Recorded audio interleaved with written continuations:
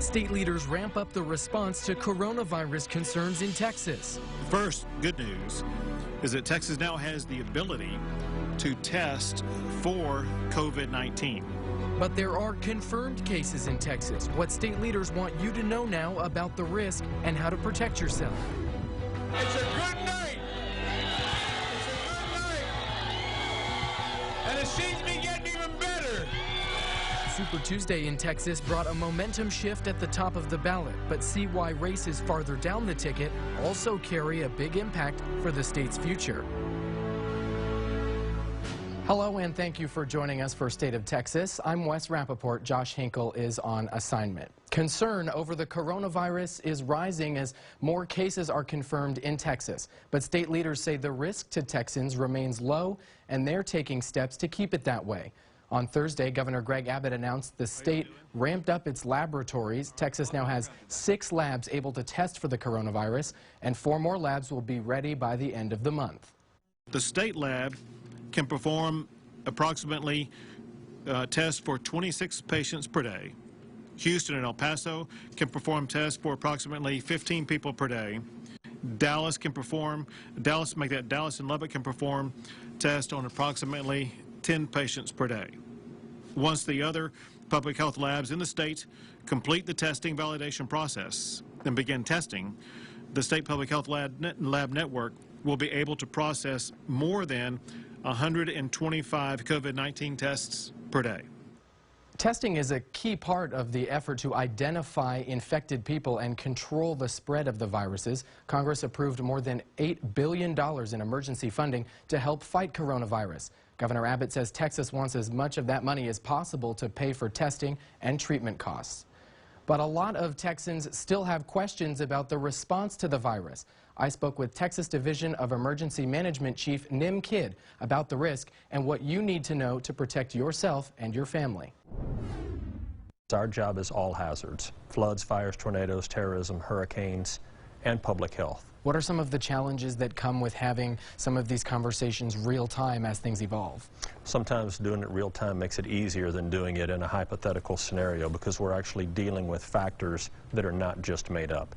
So that's a benefit to us on one hand. But you mentioned after action reports. We think those are useful tools that we should consider. One of the things that we're doing is going back and looking at the H1N1 after action and the Ebola after action to make sure that our new people aren't recreating mistakes or making the same mistakes twice. So that's really important that we don't forget what we've learned in the past and how we apply and integrate that into our current response. We have seen people stocking up on things like surgical masks and hand sanitizer, but we've also seen people buying up water bottles and toilet paper. Do we need to be worried about supply shortages of those things? So I think we want a prepared community, not a panicked community. That's the idea that we're trying to push these messages out with. The mask should be for the responders or for those that are sick. They're not really that good at keeping you from getting sick. I also think that we want our communities to be prepared in the case of having extras when they can afford it of those basic necessities. And what I hope we don't get into is the mad panic and the mad rush, because when you're prepared, you're less likely to panic or cause some of these shortages. And what we need right now is everybody focused on the problem, listening to their local public health authorities, listening to their local officials, and taking the actions that they're requested. Kids Agency now operates under the Texas A&M University umbrella. Dr. Gerald Parker leads the school's pandemic and biosecurity policy program. I think we can anticipate that we will see more cases in the United States.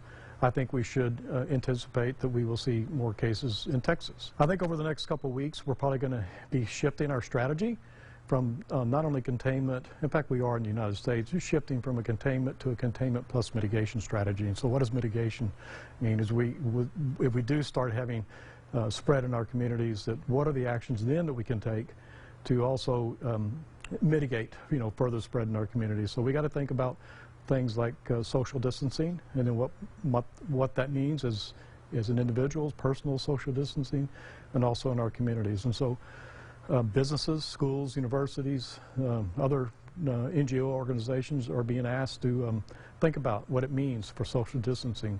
What if you had to close a business for a few days? What if a school in a given community had to close for a few days or even 2 weeks? What does that mean? And what are the triggers for doing that? So people need to think through that right now. How do you ensure that when there is a lot going on all at one time, that say something does get prioritized like the coronavirus, that the other important issues don't fall by the wayside, don't take a back seat? Well, life safety will always be our #1 priority, and it really doesn't matter what the cause or threat to that life safety is. We will adjust our mission as necessary. Anything else that you think is important that people should know about right now? Just help us keep getting that message out to be prepared, listen to your local officials, pay attention. There's a lot of noise out there right now. There's a lot of so-called experts and people that are trying to stir the pot, if you will, about the message. But the message has got to remain consistent. Listen to the CDC, listen to your state public health authorities, listen to your local public health authorities, listen to your family practice doctor, listen to your personal physician. They have your best interest at heart, and please do what they ask you to do. There was a lot on the line in Texas on Super Tuesday, and not just at the top of the ticket. How results farther down the ballot could also have a big impact. They don't call Super Tuesday for nothing. Bernie Sanders had the momentum and the votes in Texas during early voting, but we'll look at how the numbers changed on Election Day after a big weekend for Joe Biden.